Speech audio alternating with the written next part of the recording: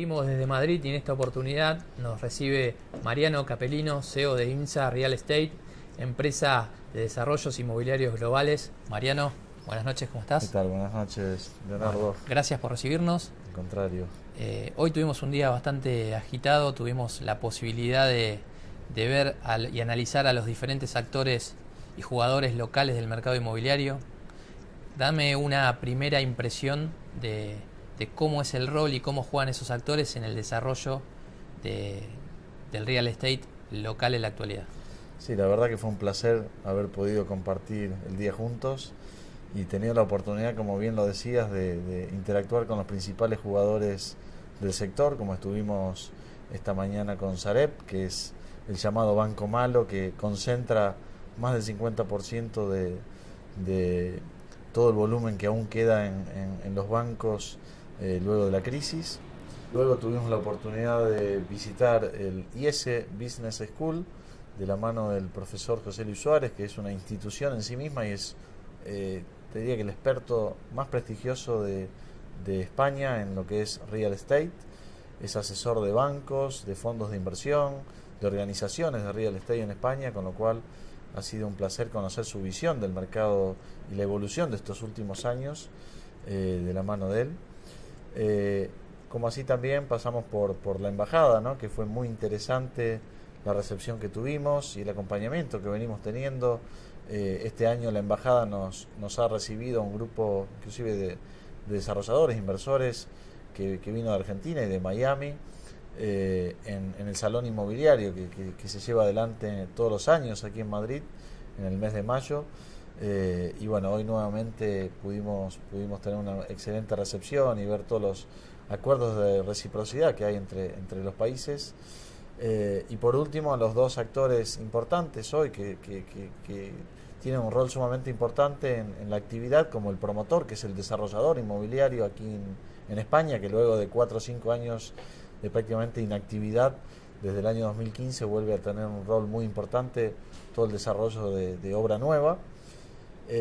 Y gestores que manejan grandes carteras para fondos de inversión de activos distress, que es lo que llamamos activos que todavía están en los bancos y se pueden adquirir con muy fuertes descuentos respecto al valor actual, inclusive de mercado. Y bueno, tuvimos también la oportunidad de conversar con ellos, ¿no? Así que ha sido un día muy enriquecedor y bueno, creo que nos permitió tener una mirada en un día de los líderes del sector y de los diferentes digamos, gestores y actores del mercado, ¿no? Bien, coincido que fue muy productivo. Ahora también me interesa tu visión como hacedor de negocios. Cómo juntamos todas esas partes y lo llevamos a un negocio concreto. Y en esa línea te pregunto, ¿por qué ves a España como la diva hoy en el real estate global y la detectás como un punto de inversión diferencial?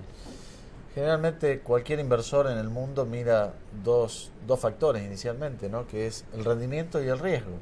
Entonces, nosotros sin duda creemos que la mejor ecuación a nivel global hoy en lo que es inversión inmobiliaria la tiene España. De hecho, España ha crecido el 37,7% en el año 2016 respecto al 2015, que había sido récord y superado el récord histórico del 2007 en inversión inmobiliaria, muy por encima de sus países vecinos, que durante el 2016 Italia, Alemania, Francia tuvieron un crecimiento negativo en torno al 10%, y también muy por encima de Estados Unidos, que es el mercado que tiene más del 33% de la inversión global inmobiliaria, que también tuvo un crecimiento negativo del 10%.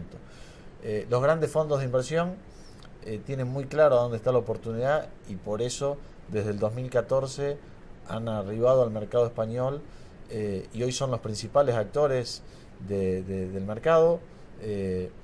Llevan invertidos en los últimos 3 años más de 30.000 millones de euros en la inversión inmobiliaria,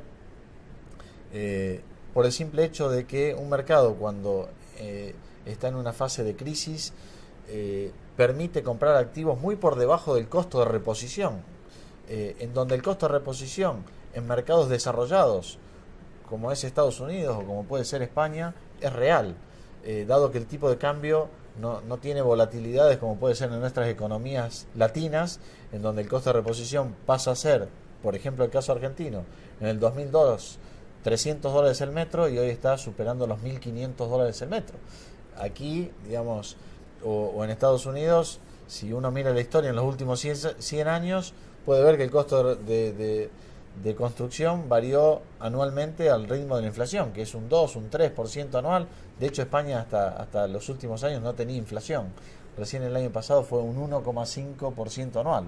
Entonces, si sumás comprar debajo del costo de reposición, comprar debajo del valor de mercado, que te permite un mercado cuando tiene un volumen tremendo en distrés, en manos de los bancos, en manos de administradores concursales, en un volumen tremendo de subastas judiciales todos los días, que te permite no solo comprar debajo del valor de mercado, sino debajo del costo de reposición, y tener unos recorridos por delante de recuperación muy altos a un costo de financiamiento del 2% anual. Digamos, eso hace que sea un mercado hiper atractivo, y así lo entienden los grandes fondos que están permitiendo hoy que sea el país de mayor inversión global. Bien, y también en ese armado de fondos contás, y hoy lo vimos también en una de las entrevistas que tuvimos, con un aliado estratégico que es el banco. Hoy vos podés, más allá de todas las características que recién me nombraste, del negocio genuino, también podés contar con apalancamiento bancario para potenciar un poco más esas rentabilidades. Exactamente. Vos fijate, en una inversión conservadora, en la que tú dices, compro debajo del valor de mercado y ahí ya construyo valor. Entro en un activo que tiene bastante recorrido y tasas de apreciaciones que, por ejemplo, en Madrid el último año superaron el 10% anual en algunos sectores, en algunos tipos de productos. Y si a eso le sumás la renta que obtenés durante la tenencia del activo, podés llegar a tasas de rendimiento cercanas al 20%, eso invirtiendo con el 100% de tu capital. Ahora, si vas a un banco y le pedís que te financie, que ya lo están haciendo, el 60 o el 70% de esa inversión, esa tasa sobre el capital que vas a invertir te pasa a dar un 50 o un 60% anual. O sea, que es una tasa increíblemente alta para lo que es una inversión inmobiliaria. Y a su vez, el riesgo de tomar financiamiento en un mercado que recién empieza a recuperar no es riesgo, porque tu deuda cada vez es menor respecto al valor del activo. Cosa que no es así cuando un mercado ya está maduro, con riesgos de empezar a ajustar o a corregir, en donde tu deuda puede llegar a superar el valor del activo. Hoy estás en el mejor de los mundos para tomar deuda, porque tu deuda cada día será menor respecto al valor del activo. España también viene de un ciclo de recomposición económica. Hoy veíamos que el crecimiento de la economía es sostenido y también está beneficiado por diferentes factores como son el turismo. Vamos a analizar 3 casos puntuales que quiero tu opinión. Empecemos por las oportunidades, si querés, relacionadas al turismo y sobre todo de inversión en tierras en la costa mediterránea. Bueno, el turismo, como bien vos decías, digamos, España lidera junto a Francia el turismo internacional. Este año creo que va a superar los 80 millones de turistas, o sea que va a estar peleando el segundo lugar junto a Estados Unidos, que es el primero, digamos, a nivel global.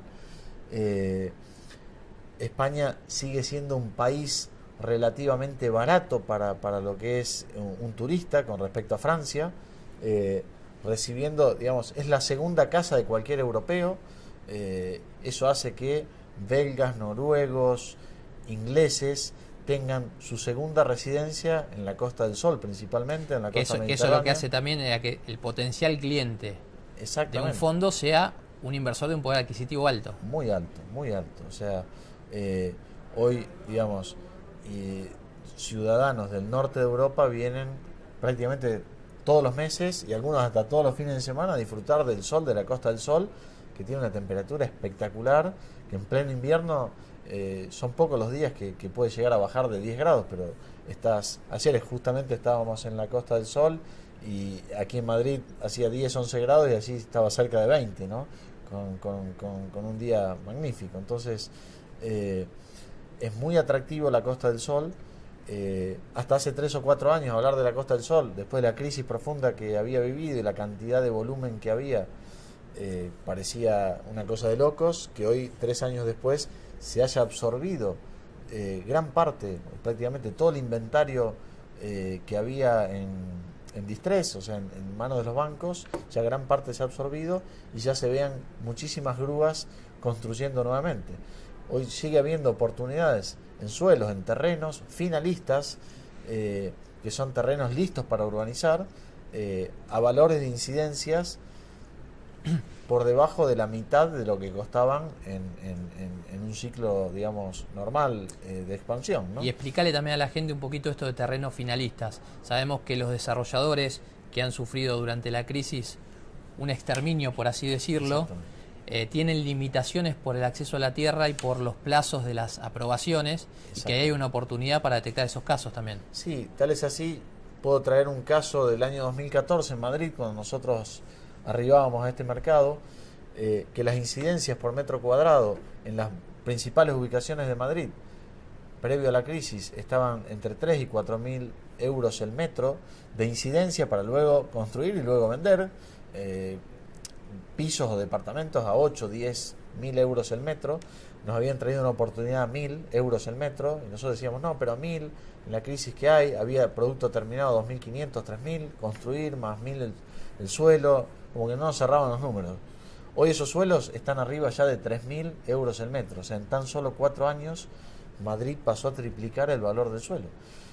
Y eso recién está empezando a llegar a las provincias de la Costa del Sol. Por eso hoy se están consiguiendo suelos todavía entre un tercio y un 50% de su valor máximo. Como tú decías, el suelo finalista aquí es muy valorado y cuando el mercado empieza a absorber ese suelo finalista, empieza a ejercer una presión muy fuerte de precios, y más aún hoy, cuando hace 10 años que los suelos a urbanizar, se detuvo todo tipo de urbanización. O sea, la urbanización conlleva un periodo, una fase de entre 5 y 10 años para ser suelo finalista, por reglamentaciones, digamos, Contarle públicas. Contarle a la gente que no está en tema cuáles son los requisitos para ser considerado suelo finalista, la cantidad de tiempo tiene que transcurrir para las aprobaciones. Exactamente, hay un plan parcial, hay que se hace todo un reparcelamiento, entonces hay distintas aprobaciones. Tarda como 7 años eso. Tarda, digamos, todas las aprobaciones que se van haciendo, digamos, van de entre 5 y 8 años, que no es solamente la parte de infraestructura, sino que son todos los permisos que cada ciudad, cada comunidad, por medio de un planeamiento va otorgando, ¿no? Entonces, ¿qué pasa? Ante una escasez de suelo finalista y una falta de producción de suelo en desarrollo, que hace 10 años cuando empezó la crisis se detuvo, hoy el suelo finalista pasa a ser, digamos, una mina de oro, ¿no? Porque y con la contradicción de que quizás desarrolladores tienen ese suelo finalista, pero quedaron destruidos y no pueden desarrollar. Entonces tienen que vender ese terreno a otro desarrollador que... Sí, en general quedó en manos de los bancos, claro. Digamos, que están en un proceso de ejecución hipotecaria, en el cual hoy se pueden acceder a estos suelos si el banco ya se lo ha adjudicado y ha llevado a subasta a este promotor, a este desarrollador, y este promotor ya ha perdido el suelo, se lo puede comprar directamente ya en subasta, al activo a los bancos, pero también están muchos en proceso de ejecución hipotecaria, con lo cual lo que se hace es comprarle la deuda al banco, es decir, comprar la deuda y llegar a un acuerdo con el promotor actual para que ceda ese activo y se lo pueda, digamos, escriturar ya directamente a nombre del comprador, ¿no? Bien. En primer lugar, te pregunté entonces por los terrenos de la Costa del Sol. Segundo lugar, quería hacer hincapié en la compra de carteras residenciales, pero no solo en ciudades como Madrid o Barcelona, sino en qué otras provincias o capitales más en las afueras estás viendo que hay un desarrollo importante. Sí, es muy importante y vale la pena dejar claro que generalmente un inversor extranjero cuando llega a cualquier país del mundo generalmente ve la inversión exclusivamente por las ciudades más reconocidas, como por ejemplo en España es Madrid y Barcelona, y en los barrios, digamos, más importantes y en los activos como más emblemáticos, ¿no? Y es cierto que suena una inversión más segura por el desconocimiento que puede llegar a tener un inversor, pero en algún momento, digamos, ese tipo de activos se recupera muy rápido porque no es grande el volumen que hay oportuno, y generalmente los jugadores locales y los primeros inversores internacionales que llegan lo absorben rápidamente y deja de ser negocio. Es muy importante tener eso en cuenta, porque generalmente cuando la noticia empieza a llegar al resto del mundo, y los inversores retrasados quieren llegar a obtener esas oportunidades, cuando llegan al mercado ya eso está lejos de ser una oportunidad y ya se torna hasta más riesgoso que ir a otro tipo de activos que recién están tocando fondo. El mercado inmobiliario a nivel global tiene, digamos, un comportamiento distinto, cada tipo y clase de activo, en donde en un mismo mercado, en un mismo momento, hay activos que ya pueden haber recuperado todo su valor, hay activos que recién pueden estar tocando fondos, hay activos que siguen cayendo y hay activos que ya empezaron a recuperar. Entonces, en el mismo mercado, en el mismo momento, el comportamiento es muy heterogéneo y es muy importante identificar eso, y es lo que hacemos nosotros cada día. Por eso, volviendo a tu pregunta de lo que es carteras, hoy para obtener grandes descuentos en los bancos, te tenés que convertir en un prestador de servicio de ellos y resolverle los problemas que a ellos, digamos, les cuesta muchísimo resolver, y que a su vez mantener esos problemas y no resolverlos tienen un costo muy elevado para estas instituciones.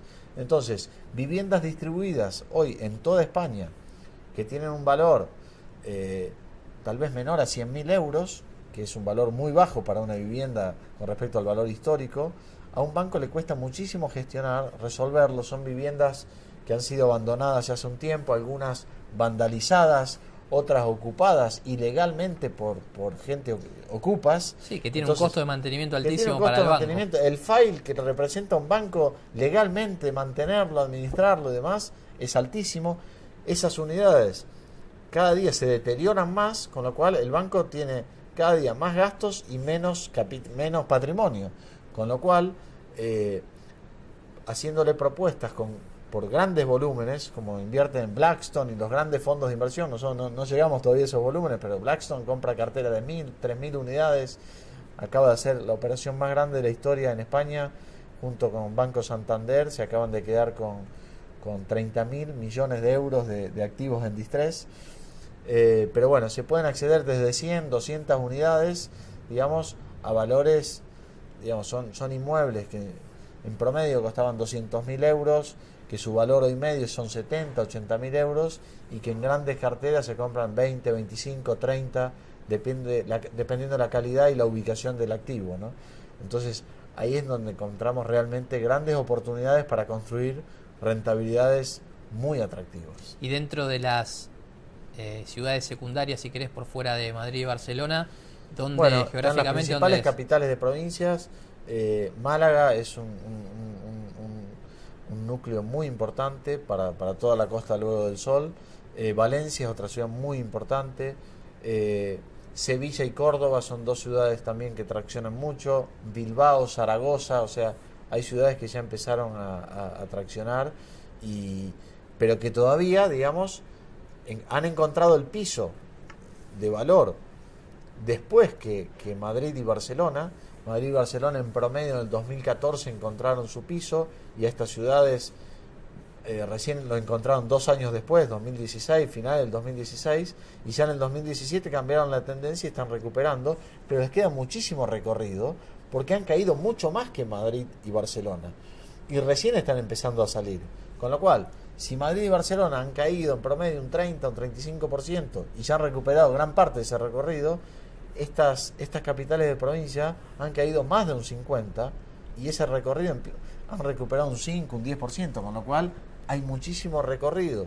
Si a su vez, comprando en volumen, compras 20, 30, 40, hasta 50% debajo del valor actual, y ya empezás ganando muchísimo, en vistas a un mediano plazo de 4 o 5 años se pueden lograr rendimientos excepcionales, ¿no? Bien, y como tercer negocio te quería plantear que nos comentes el tema del mal llamado negocio de adquirir departamentos con ocupas, que se da sobre todo en las afueras de las grandes ciudades, como pueden ser el caso de Madrid o Barcelona. Ahí hay una fuerte distinción en lo que es una vivienda ocupada por un anterior inquilino, digamos que dada la crisis no pudo enfrentar el pago del alquiler, o de un propietario que no pudo seguir pagando su préstamo hipotecario, en donde el Estado, digamos, atiende esa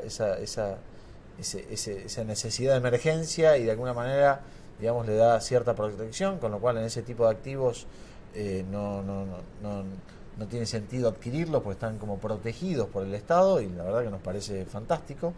Pero también es cierto que, digamos, mucha gente se aprovecha de estas situaciones y de bancos que tienen gran cantidad de activos vacíos y patean la puerta y entran a ocuparlos en forma totalmente ilegal. Entonces, sobre ese tipo de activos sí los bancos están dispuestos a venderlos con fuertes descuentos, y hay todo un proceso, digamos, para a través de mediadores y compañías expertas que se dedican a gestionar, desocupar estos activos por medio de mediadores sociales que ayudan a reinsertar a estos ocupantes ilegales en un mercado de alquiler legal, por medio de ayudarlos con una cantidad y una compensación, y también los ayudan a reinsertarse laboralmente, ¿no? Por eso la falsa creencia de que mucha gente lo ve como un negocio que va contra un principio social, y hay que desmitificar eso. Al Acá contrario. se le da una contención e Exactamente. incluso se lo ayuda a reinsertarse laboralmente. Exactamente. Y también se le ayuda a la entidad financiera, digamos, a resolver un tema que a ellos les cuesta muchísimo resolverlo, ¿no? Bien. Para ir metiéndonos puntualmente en el análisis de uno de los 3 negocios que dijimos, cuando ustedes arman un fondo de inversión, generalmente eligen incorporar de uno de los 3 activos que yo te estuve mencionando, o hacen un fondo global donde involucran... Bueno, muchas veces depende de los perfiles distintos de riesgo que conforman el fondo de inversión, y por otro lado también de los volúmenes del fondo, ¿no? Generalmente siempre es bueno en un fondo de inversión que se manejan volúmenes importantes hacer una cartera diversificada, digamos, y eso permite, digamos, atomizar y tener inmuebles de distintas características. Inmuebles que tengan flujo, como inmuebles que se han comprado, renovado y rentado, y que convivan en forma conjunta con promociones inmobiliarias que conllevan, digamos, una inversión y un desarrollo a mediano plazo, ¿no? Entonces, generalmente se arman fondos diversificando una cartera y de alguna manera compensando el flujo de ingresos entre inmuebles rentados e inmuebles en proceso de desarrollo. Un cuarto punto que no quería dejar pasar era también, por esto que hablábamos de la caída de muchos desarrolladores, hoy en la recorrida por la ciudad vimos muchos esqueletos de obras que quedaron paradas. ¿Ahí también ves una oportunidad? Sí, es una gran oportunidad, porque de nuevo, para una entidad financiera que se dedica a prestar y a tomar dinero, resolver un tema de una obra parada, o sea, le implica un proceso que no pueden gestionarlo.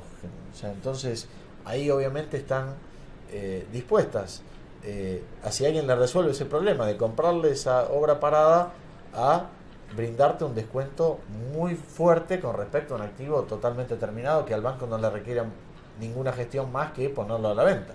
Entonces,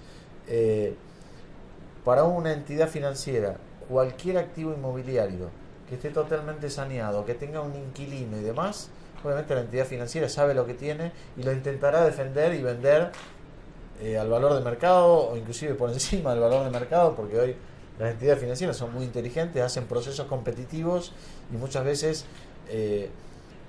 la gente se confunde y cree que comprándole a un banco siempre está haciendo el mejor negocio. El banco lo sabe y termina haciendo procesos competitivos y se terminan vendiendo activos por encima del valor de mercado, con la ilusión de que comprándole a un banco creo que estoy comprando bien, ¿no? Entonces, para poder comprar bien un banco hay que resolverle los problemas y comprar todos aquellos activos que un comprador normal, una señora que camina por la calle, no estaría dispuesto a hacerlo, pues no tiene la capacidad de gestión de resolver ese conflicto, ¿no? De renovar una unidad, de sacar una vivienda con ocupa, de terminar una obra parada y demás. Inclusive muchos bancos en sus balances las obras paradas las tienen a valor terreno, con lo cual te puedes encontrar con una obra parada que tiene un 50, un 60, un 70, hasta un 90% de avance, a y un aparte de la diferencia haces por el terreno, lo haces en el ahorro del costo de la construcción, que ya lo tenés hundido. Exactamente.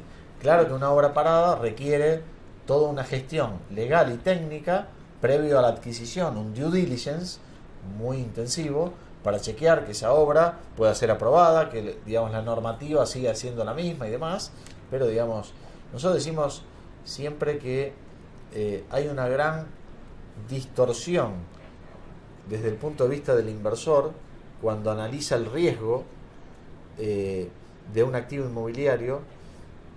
No lo analiza desde el punto de vista de el riesgo que tiene ese activo en ese mercado, lo analiza el riesgo a la incapacidad o la capacidad de saber gestionarlo, ¿no? Entonces, para un inversor que no se dedica a esto, gestionar cualquier tipo de activos de estos le es sumamente riesgoso, pero para quienes nos dedicamos todos los días a esto es una cosa más, ¿no? Y nos hace mucho más sentido invertir en este tipo de activos, que los rendimientos pueden quintuplicar el rendimiento de un activo totalmente saneado, porque sabemos lo que hacemos y nos dedicamos a esto, ¿no? Con lo cual, claramente la oportunidad está en saber gestionar y resolverle los problemas a las entidades que ellos no pueden resolver, porque no se dedican a esto. Coincido. Y ahora te voy a llevar un poquito para ir después cerrando el análisis de cada negocio y viendo cómo puede acceder un inversor, por ejemplo, desde Argentina. Te voy a meter un poquito también en la cabeza de ese inversor argentino, que ya de movida empieza, digamos, de una situación que no es la ideal. ¿Por qué? Porque hablábamos del management, hablábamos de la gestión activa de los inmuebles, y una inversión de bienes raíces en Argentina normalmente hace todo lo contrario a lo que dice el buen manejo de los activos inmobiliarios. Exactamente. O sea, hoy es importante a la hora de evaluar una inversión, evaluar el riesgo mercado también. Vos fijate que en una inversión financiera, un inversor contempla y valora el riesgo país que tiene un mercado. Por eso muchos inversores eligen, aún teniendo una tasa mucho más alta de un bono argentino, invertir en un bono americano, que la tasa es un cuarto de la que te brinda un bono argentino. Y a diferencia de real estate, un inversor generalmente considera más segura una inversión que le queda a la vuelta de su casa que una inversión que le queda en un país extranjero, ¿no? Pero hoy por hoy también está ese preconcepto.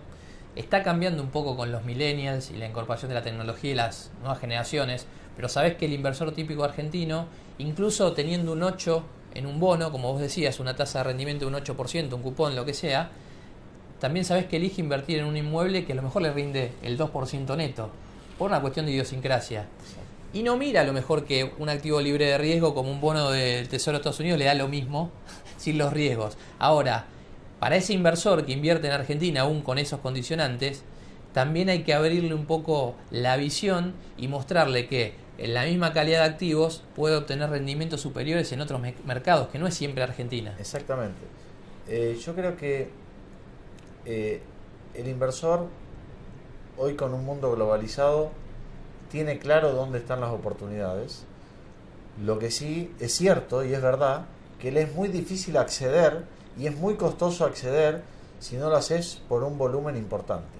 También es cierto que en cada mercado atractivo en el mundo existen agentes que colaboran con inversores extranjeros que se aprovechan del desconocimiento de ese inversor para venderle y ofrecerle activos a esos inversores a un valor muy superior a las oportunidades que se podrían encontrar en ese mercado siendo un especialista y un experto. Con lo cual, las experiencias que han tenido miles de inversores en distintos mercados del mundo, en las cuales fueron en búsqueda de una oportunidad, terminaron siendo un muy mal negocio por, digamos, haber ido de la mano por ahí de gente que estaba aprovechando el desconocimiento y la falta de información de esa gente en el mercado. O sea, te puedo poner muchos ejemplos, bueno, de lo que ha pasado aquí en la Costa del Sol en la época del 2007, lo que pudo haber pasado en Miami recientemente. De hecho, hay gente que compró en Miami en el 2014, 2015 en preconstrucción, en Brickell, a $6.000 el metro, y hoy a $3.500 no lo puede vender terminado. Entonces, hay que tener mucho cuidado. Nosotros creemos que a través de un vehículo, un fondo de inversión, que podés diversificar la inversión podés tener un manejo profesional, podés tener un volumen importante para acceder a valores en los bancos muy por debajo del valor del mercado y debajo del costo de reposición. Y a su vez, tener una economía de escala muy importante a la que podría tener un inversor viniendo a hacer una inversión pequeña, y a su vez contar con una estructura legal y fiscal muy óptima y muy eficiente, se pueden generar rendimientos muy atractivos que puedan triplicar o quintuplicar con un nivel de riesgo muy bajo que hoy tiene España. La verdad que es muy atractivo. Vos fíjate, yo siempre me gusta dar recetas caseras, ¿no? Un inmueble hoy, dicen que para evaluar un mercado rápidamente es importante llegar a un mercado, ir a una inmobiliaria y preguntarle cuánto cuesta una vivienda clase media en ese país o en ese mercado y qué rendimiento por renta da, y compararla con dos ratios: la inflación de ese país y la tasa de financiamiento bancario. Entonces, hagamos un ejemplo, por ejemplo, de lo que pasa hoy en España. Hoy en España el rendimiento de una vivienda, producto que ha caído mucho el valor, principalmente clase media baja o clase media, ha caído muy fuerte y las rentas se permanecen constantes, dado que hay una demanda fuerte, porque la gente que perdió la vivienda hoy alquila, rinden entre un 5 y un 6%, que es muy alto para lo que era España típicamente, que estaba en un 3, un 3,5. Entonces, a ese 6% le quitamos la inflación del año pasado, fue un 1, un 1,5, estás 4 o 5% arriba de la inflación si sos un inversor que querés una renta. O sea, estás teniendo un retorno por encima de la inflación de 4 o 5%, con un recorrido por recuperación de valor muy importante que te puede sumar un 6, un 7, un 8 o hasta un 10% anual, lo cual podrías estar, digamos, sin ni siquiera ser un fondo sofisticado que compra debajo del valor de mercado, ¿no? Cualquier señor que pasa por una inmobiliaria entra y compra valor de mercado. Podría estar obteniendo 4% por encima de la inflación y estar obteniendo un 5, un 6 de apreciación mínima y llegar a 10% anual. Ahora bien, si ese señor quiere financiarse, va a un banco y le prestan al 2% anual, con lo cual ganaría sobre el dinero que no pone un 8% anual y sobre el que pone un 10% anual. Comparemos el mismo caso en Argentina. Hoy un inmueble en Argentina, clase media, neto de bolsillo, puede estar rindiendo 2%. Si queremos a eso restarle la inflación, bueno, la verdad que la 22, inflación 23%. claro, hacer una inflación en dólares inclusive, y te va a dar arriba de un 15 seguro. Con lo cual estás 13-14% negativo como inversor. Y si a su vez querés compararlo con una financiación bancaria en dólares, bueno, creo que no hay hoy en Argentina, pero si lo hubiese, no creo que estaría menos de una tasa de un 12 o un 13% anual, con lo cual también te da rentabilidad negativa. Si vamos a el valor de un inmueble, también está dado por el salario. El salario medio o el ingreso per cápita de España está un poco más de 2 veces que Argentina. El acceso al crédito hoy en España, digamos, ya después de la crisis, hoy la gran parte de la población ya accede al crédito a 2% anual, con lo cual, digamos, hacen desde el punto de vista también de la accesibilidad al inmueble, que sea todavía mucho más accesible hoy en España, a pesar de todos los cambios que está habiendo en Argentina, que son muy positivos, que en lo que es el mercado argentino. Si vamos también a la variable costo de construcción, que es otra variable importante, España está el costo de construcción puro, digamos, sin lo que es honorarios profesionales y demás, en una media de 600-650 euros el metro. Y Argentina por lo menos está arriba de los 1.000 seguro, con lo cual, digamos, creo que Argentina, para poder ser atractivos para los fondos internacionales, tiene que todavía corregir algunas variables. Eso con respecto a la comparativa con los inmuebles en Argentina. Pero también está bueno esto que vos estás explicando, porque el inversor también está viviendo una irrealidad, ¿no? Que ahí es donde uno también tiene que educar y mostrarle las contras de esto. Hoy un inversor argentino que te dice: tengo una tasa de LEVAC que tenés el respaldo del Tesoro Nacional, que me está pagando casi un 30%. Tuve una devaluación del dólar que no llega al 10%. Estoy ganando un 20% en dólares, a riesgo cero. ¿Por qué voy a ir a mercados diferentes y a cuestiones que también son con un riesgo temporal y de timing, ¿no? Claro. Ahí entra todo el concepto de la diversificación y esto que contabas vos antes, asegurar en países más estables una parte de la cartera que antes la invertías en inmuebles en Argentina con todos los riesgos asociados. Claro. Es sumamente importante, digamos, valorar en una inversión tanto financiera como inmobiliaria el riesgo país. Si no, hoy no habría inversión en bonos del Tesoro americano. Estarían todos invirtiendo en Argentina, y si comparás el volumen de bonos, de inversión en bonos americanos versus el bono argentino, es ridículamente bajo, siendo el mercado financiero un mercado totalmente transparente y globalizado, con lo cual, digamos, a cualquier inversor del mundo le vale una tecla para invertir en cualquier tipo de activo, ¿no? Sin embargo, digamos, el volumen de Argentina sigue siendo muy pequeño. ¿Por qué? Por la consideración del riesgo. Como bien vos decías, hoy estamos a un dólar totalmente planchado, con una inflación muy importante, entonces eso hace que el rendimiento en dólares haya sido muy bueno, pero con un riesgo altísimo. Vos fijate, el costo de la construcción.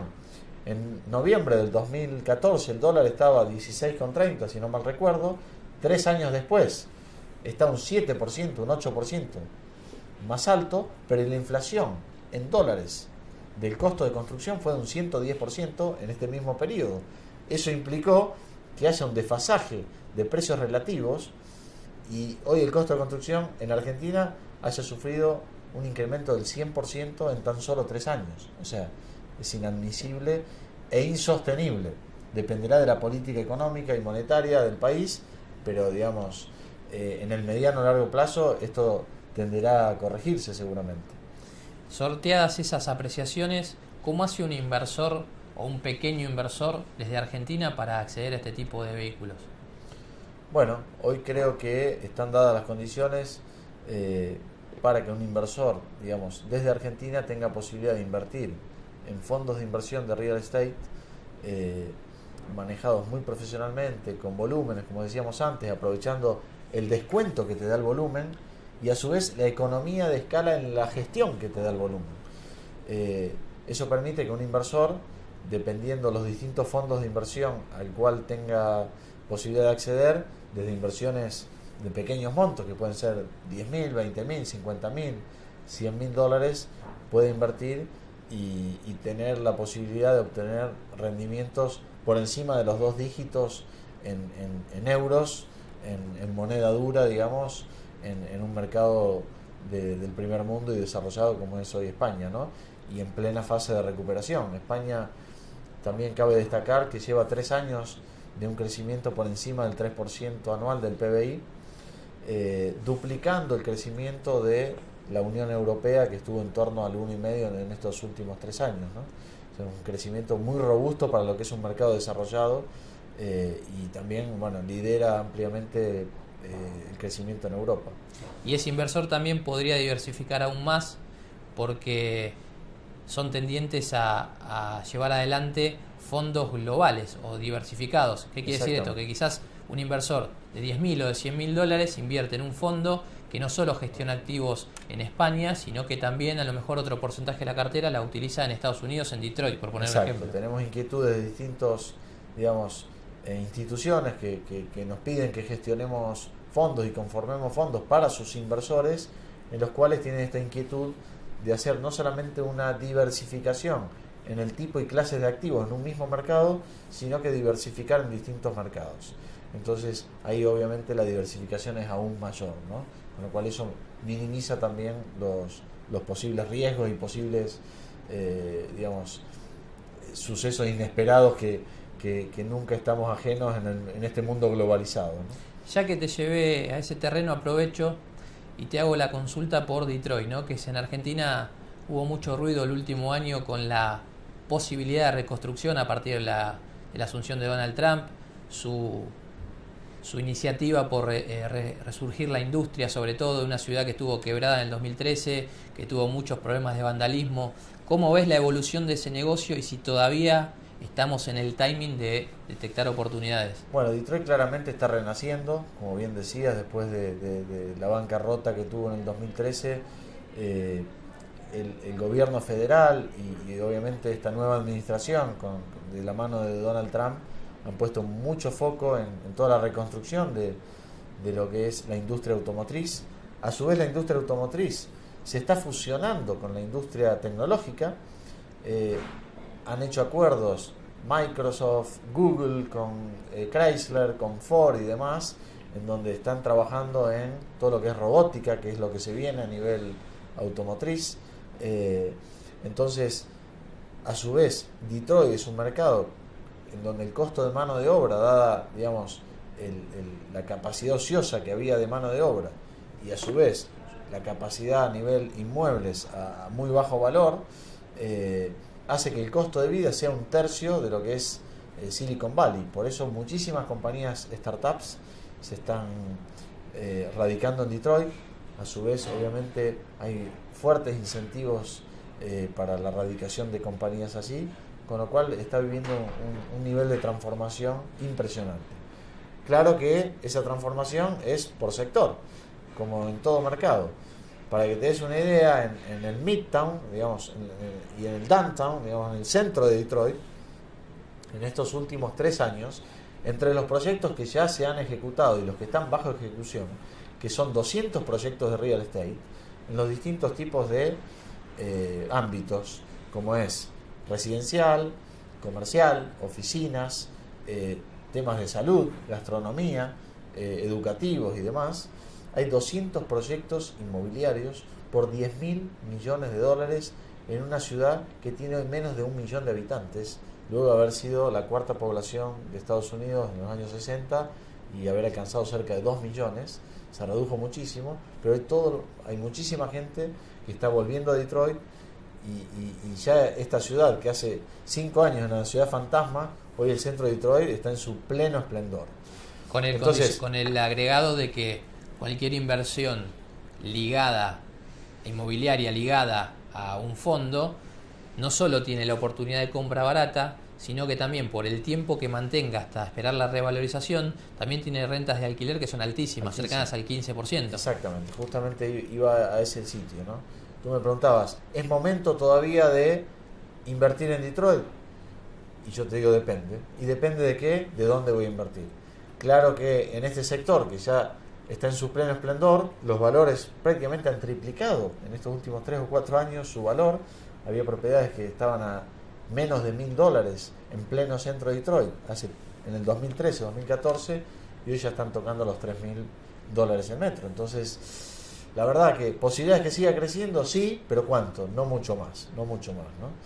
Siempre preferimos ser bastante conservadores y en ese ámbito creemos que no tiene mucho más recorrido. Ahora, si vamos al resto de la ciudad, donde vive la clase media, digamos, ese sector, producto de que no hay préstamo hipotecario, hoy el 80% de esa población es inquilino, a la inversa que el resto de Estados Unidos, que el 80% es propietario y el 20% es inquilino. Hay un fuerte compromiso del gobierno nacional a que Detroit tenga la media nacional. Entonces, está habiendo fuerte presión nuevamente a las entidades financieras para que poco a poco a las personas más calificadas de esos sectores de clase media le vuelvan a dar préstamos hipotecarios. Para que te des una idea, una vivienda hoy que tiene un valor de mercado de $50.000-$55.000, ese inquilino paga $800 por mes, lo cual te da prácticamente una rentabilidad bruta cercana al 20% y una rentabilidad neta, bajando todos los costos, haciendo las previsiones y demás, tranquilamente por encima del 10%. Entonces, ese inquilino hoy, si tuviese posibilidad de obtener un préstamo comprando esos valores, pagar la cuota, pagar el seguro y pagar el impuesto anual a la propiedad, le significaría una suma cercana a la mitad de lo que hoy está pagando alquiler, con lo cual correría inmediatamente a buscar su préstamo y comprar la propiedad, y eso haría que el mercado recupere rápidamente. Tan solo la recuperación del mercado en ese segmento, solamente impulsada por inversores que van en búsqueda de rentabilidades por alquiler muy importantes, ha generado en estos últimos 2 años que el valor se haya incrementado más de un 30%, sin empezar a ver una demanda genuina del mercado, simplemente impulsada por inversores. Se espera que si el préstamo hipotecario realmente llegue a esa gente nuevamente, tiene potencial de volver a valer los 160, 180 mil dólares que valía en su momento, previo a la crisis, ¿no? Con lo cual, es un negocio que tiene ciertos condicionantes, y que vuelva a esos valores depende, digamos, de temas, digamos, de que las entidades financieras poco a poco vuelvan a confiar en ese sector, y que esa mano de obra empiece a ser más calificada y vuelva a tener ingresos importantes producto de esta recuperación de la ciudad. Pero tiene un potencial enorme. Si la queremos comparar con España, la recuperación de España es mucho más visible porque el crédito hipotecario ya llegó. Entonces, pero el potencial de rendimiento, si llega a Detroit, puede llegar a ser mucho más alto que inclusive el de España, que ya es extremadamente alto, ¿no? Y en esa línea, y para ir cerrando, aquel inversor o pequeño inversor argentino que puede acceder hoy a estos vehículos, ¿qué rentabilidades esperadas podría tener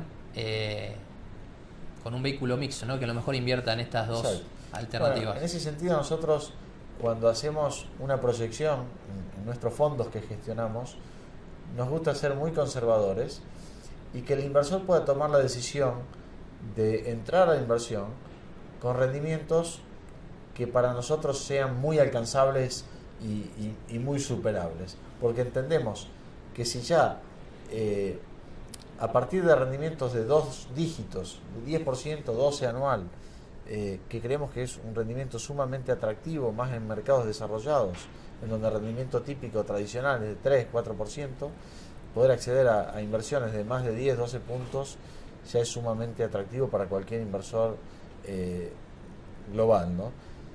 Entonces, nuestras proyecciones siempre irán en ese orden de rendimientos, más allá de que vemos que muy posiblemente se puedan duplicar esos rendimientos. De hecho, si nosotros miramos hacia atrás, en estos últimos 5 años hemos logrado rendimientos en algunos de nuestros fondos que superan el 20-25% anual, incluso sin tomar deuda, sin apalancamiento. Si a eso le sumamos el apalancamiento, bueno, las tasas se disparan muchísimo. Pero nosotros siempre, cuando proyectamos inversiones, nos gusta ser muy cautelosos y que el inversor, digamos, realmente se sienta cómodo entrando en esos rendimientos proyectados y poderle dar en un corto o mediano plazo muchas alegrías, ¿no? Y haberle superado las expectativas, porque creemos que es la forma de generar confianza y que el inversor nos siga acompañando. Bueno, Mariano, la verdad que ha sido un placer, un gusto enorme. Tuvimos la posibilidad de atender y de profundizar con muchos actores muy importantes, y te quiero agradecer porque fue un día, la verdad, muy productivo. Bueno, así que muchas gracias por recibirnos, la visita, y cerramos este informe desde Madrid para toda la gente de Argentina. Buenas noches.